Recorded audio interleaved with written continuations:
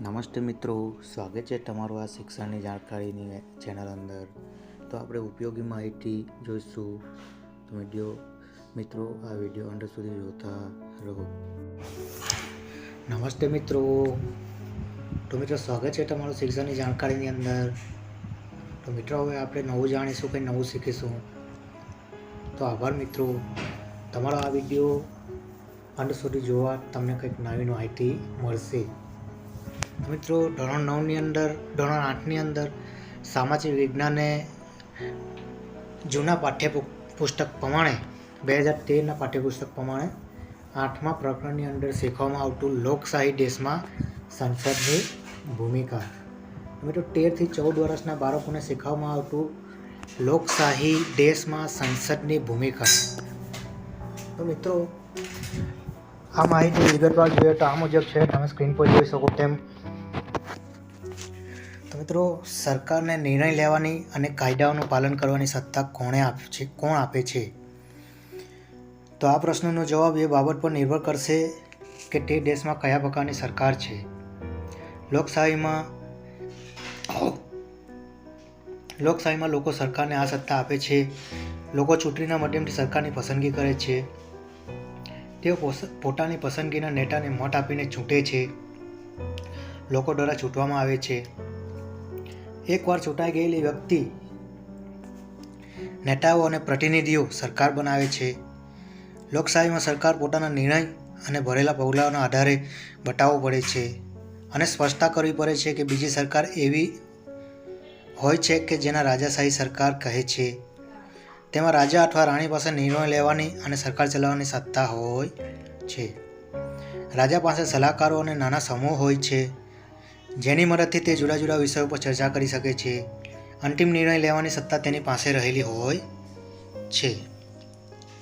લોકશાહીમાં એક અગત્યનું લક્ષણ એ છે કે સત્તા કે કોઈ એકાદ વ્યક્તિના હાથમાં હોતી નથી. તેમાં રાજ્યના સર્વ લોકોનું સાર્વભૌમત્વ હોય છે. દરેકનું સાર્વભૌમત્વ હોય છે.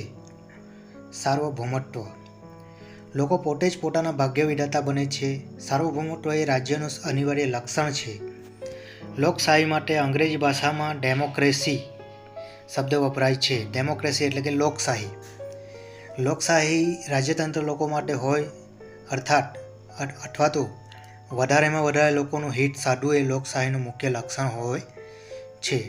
લોકશાહીનું સંચાલન લોકો પોતે જ કરે છે કારણ કે રાજ્યતંત્ર સંચાલકો લોકોએ ચૂંટી કાઢેલ પ્રતિનિધિઓ જ હોય છે. તો મિત્રો એમાં આપણે ગ્રાફ પર જોઈએ તો સરકારનું સ્વરૂપ રાજાશાહી અથવા લોકતંત્ર લોકશાહી બે સ્વરૂપે જોવામાં આવે. તો લોકતંત્રની આપણે વાત કરીએ છીએ તો લોકતંત્રની અંદર જોઈએ તો પ્રમુખનિષ્ઠ સંસદીય સરકાર એટલે અધ્યક્ષાત્મક સરકાર ને સંસદીય સરકાર. તો અધ્યક્ષાત્મક સરકારની અંદર એકત્રિત સરકાર એટલે એકાત્મક, સમવયી રાજતંત્ર, સંઘીય સરકાર, અને સંસદીય સરકારની અંદર એકાત્મક સરકાર અને સંઘીય સરકાર એટલે કે બધા ભેગા મળીની સરકાર. ત્યારે તમે સારા પંચાયતની ચૂંટણી થતી હશે તે જ રીતે તમારા વર્ગના મોનિટરની ચૂંટણી પણ થાય છે.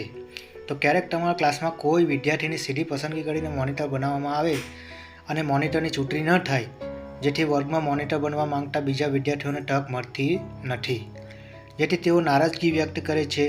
તો મિત્રો વિચારો, હવે કંઈક વિચાર આવતો હશે તમને, સીધી પસંદગી તમને સારી લાગે છે તો શા માટે, અને નથી ગમતી તો પણ શા માટે? તો મિત્રો આ એક વિચાર પર પ્રવૃત્તિ કરવી જોઈએ. તો પ્રવૃત્તિ સારા પંચાયતની ચૂંટણીઓ જો વિવિધ સમિતિઓ બનાવી તેમને ખાતાની સોંપણી કરો. સારા પંચાયતમાં કોણ વિજેતા બન્યા તેની યાદી તેમને મળેલ મતોને આધારે બનાવવામાં આવે છે. શાળાના મહામંત્રી બનાવવામાં શું કરશો? મહામંત્રી શાળાના સંચાલન માટે વિવિધ સમિતિઓનું મંત્રી માટે કોની પસંદગી કરશે? વિવિધ મંત્રીઓને સોંપેલ કામગીરીની યાદી બનાવો. આપણે કેવા ઉમેદવારો ચૂંટવા જોઈએ તેની 3 વિશેષતાઓ જણાવો. એટલો વિચાર કરી આ વિશેષતાઓ જણાવવાનું અને પ્રવૃત્તિ કરવા જોઈએ. તો સારા પંચાયતની જેમ લોકશાહી સરકારમાં પ્રતિનિધિઓ આવી રીતના ચૂંટાય છે. ચૂંટણીની ચૂંટાયેલા બહુમતી ધરાવતા પક્ષના નેતાને વડાપ્રધાન એટલે કે પ્રધાનમંત્રી બનાવવામાં આવે છે અને વડાપ્રધાન જુદા જુદા ચૂંટાયેલા પ્રતિનિધિઓમાંથી પસંદગી કરી તેઓનું પ્રધાનમંડળ રચી તેમને જુદા જુદા ખાતાઓની સોંપણી કરી દે છે અને સંસદ સભ્યો દ્વારા તેને જુદા જુદા ખાતાઓ સંભાળવાના હોય છે. તો મિત્રો સંસદ એ કઈ રીતે બને અને કેવી રીતે બની શકે? સંસદ કોણ હોય? તો પાર્લામેન્ટ એટલે કે સંસદ ભારત સંસદીય લોકશાહીનું સ્વરૂપ સ્વીકારેલું છે. ભારતમાં સંસદ એ સર્વોચ્ચ સંસ્થા છે.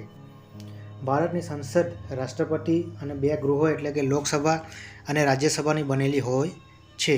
દરેક રાજ્યમાં રાજ્યસભા અને લોકસભા એક કેપિટલ રાજ્યની અંદર હોય છે.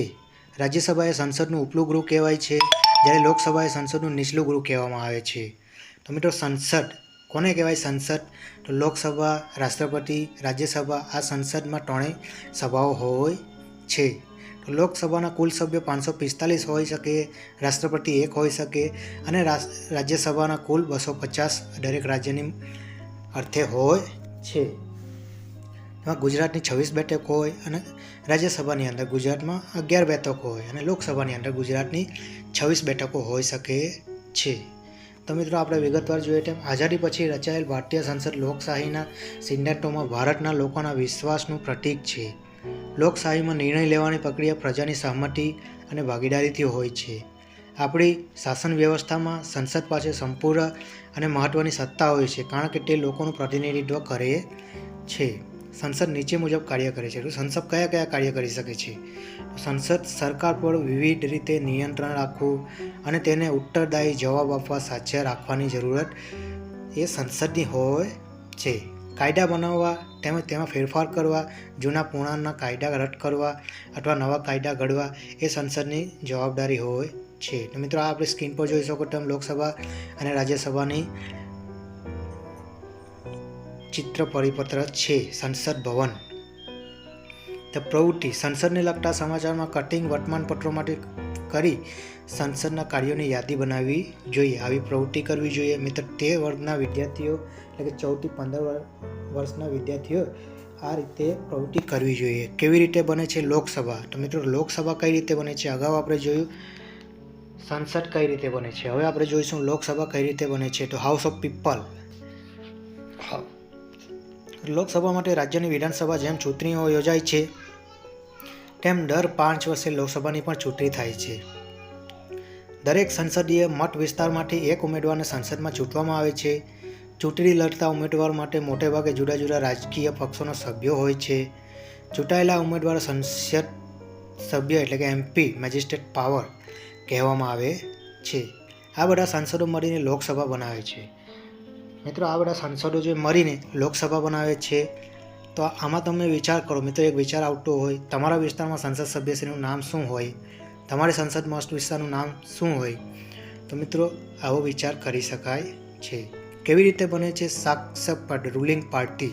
લોકસભાની ચૂંટણી બાદ સંસદ સભ્યોની એક યાદી બનાવવામાં આવે છે, જેના પરથી ખબર પડે છે કે કયા રાજકીય પક્ષના કેટલા સાંસદો છે. જો કોઈ રાજકીય પક્ષ સરકાર બનાવવા માંગે તો તેને ચૂંટાયેલા સાંસદોની બહુમતી મળવી જોઈએ. સામાન્ય રીતે ચૂંટણીઓ બાદ જે પક્ષ અથવા પક્ષીય જોડાને લોકસભામાં સ્પષ્ટ બહુમતી મળી હોય તો તે પક્ષના નેતાને રાષ્ટ્રપ્રમુખ એટલે કે વડાપ્રધાન તરીકે નામ આપવામાં આવે છે. મિત્રો રાષ્ટ્રપ્રમુખ એટલે કે વડાપ્રધાન તરીકે નામ આપવામાં આવે છે. કોને? તો લોકસભામાં જે સ્પષ્ટ બહુમતીથી ચૂંટાયેલા હોય તેમને રાષ્ટ્રપતિ એટલે કે વડાપ્રધાન બનાવવામાં આવે છે. તો ભારતના વડાપ્રધાન એટલે કે ઇંગ્લિશમાં કહેવાય પ્રાઇમ મિનિસ્ટર. તો લોકસભામાં શાસક પક્ષના વડા હોય છે. શાસક પક્ષ જેનો જે પક્ષ હોય તેના વડા એટલે કે પ્રાઇમ મિનિસ્ટર હોઈ શકે છે. ક્યાં? તો કેપિટલ ઓફ ઇન્ડિયા શાસક પક્ષ લોકસભાની અંદર. તો વડાપ્રધાન પોતાના પક્ષની સાંસદોમાંથી મંત્રીઓની પસંદગી કરે છે. આમ પ્રધાનમંડળ રચાય છે. મંત્રીઓ પ્રધાનમંત્રીઓ વડાપ્રધાન સાથે મળીને નિર્ણય લે છે અને આ મંત્રીનો સંઘ યાદીમાં આવતા ક્ષેત્રો વિશેષના વિવિધ સરકારી કામોની જવાબદારી સાંભળી લે છે. પબ્લિક સેક્ટરના કામ કરે છે. તો મિત્રો પ્રવૃત્તિ કરવી જોઈએ. તો લોકસભા કે રાજ્યસભાનું જીવન પ્રસારણ નિહાળી તેની કાર્યવાહીની તેમાં પૂછાયેલા પ્રશ્નોની નોંધ કરવી જોઈએ. કયા કયા પ્રશ્નોના ઉત્તર ચાલે, કયા પ્રશ્ન કાં પૂછાય.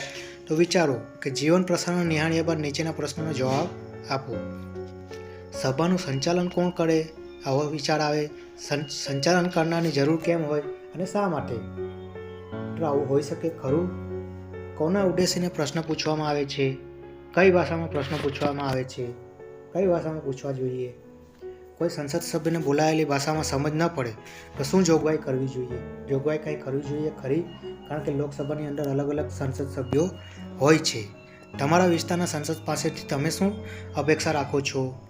એવો કંઈક વિચાર મિત્રો કરવો જોઈએ.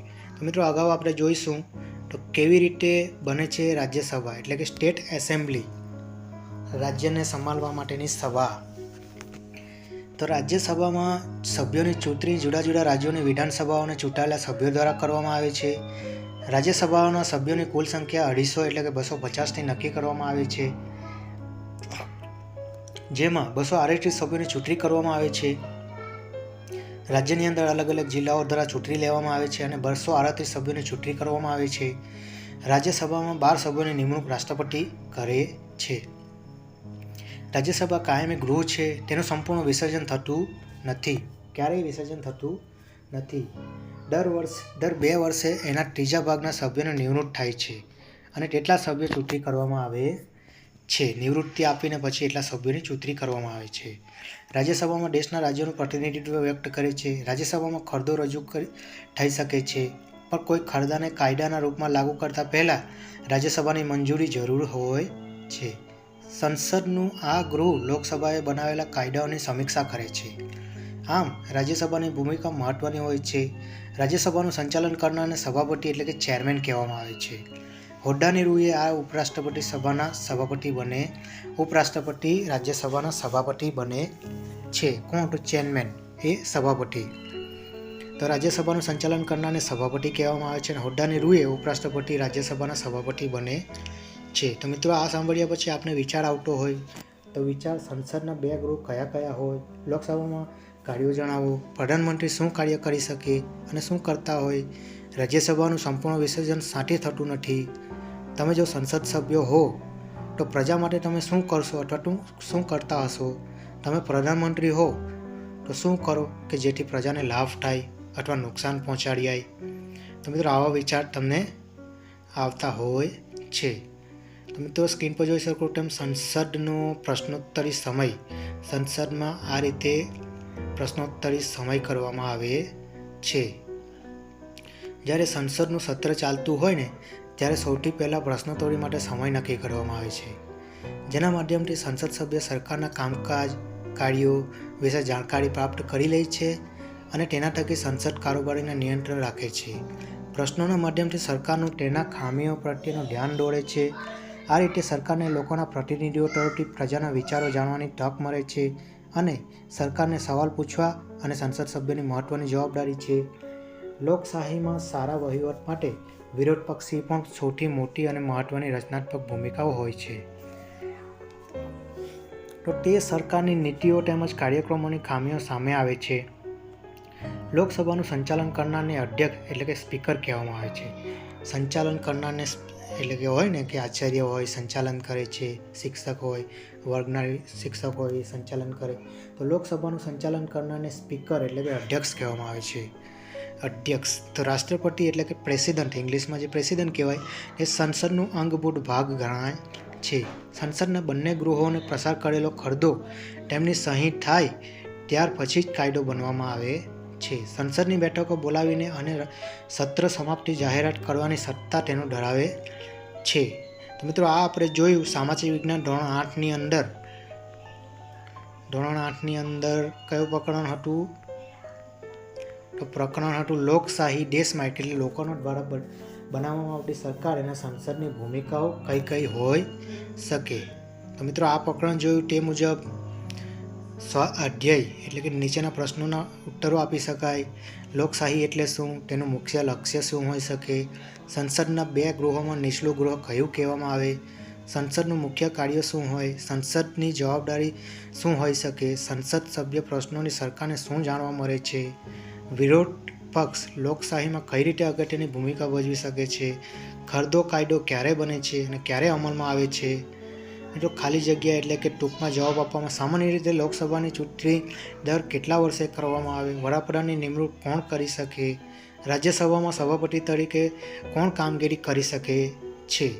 તો મિત્રો આમાંથી એક અગત્યનો પ્રશ્ન એ પણ થઈ શકે કે તમારા ગામ વિસ્તાર અને તમારા તાલુકાના પાણી, વીજળી, રોડ બાબતે કોઈ પ્રશ્ન હોય તો તમે કોને કોને કઈ રીતે રજૂઆત કરી શકો તે પણ તમે લખી શકો છો.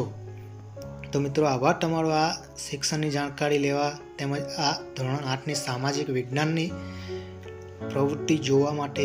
તો મિત્રો આવી જ અવનવી માહિતી જોવા માટે તમારા મિત્રોને શેર કરો અથવા તો તમે અનેક વ્યક્તિને બતાવો.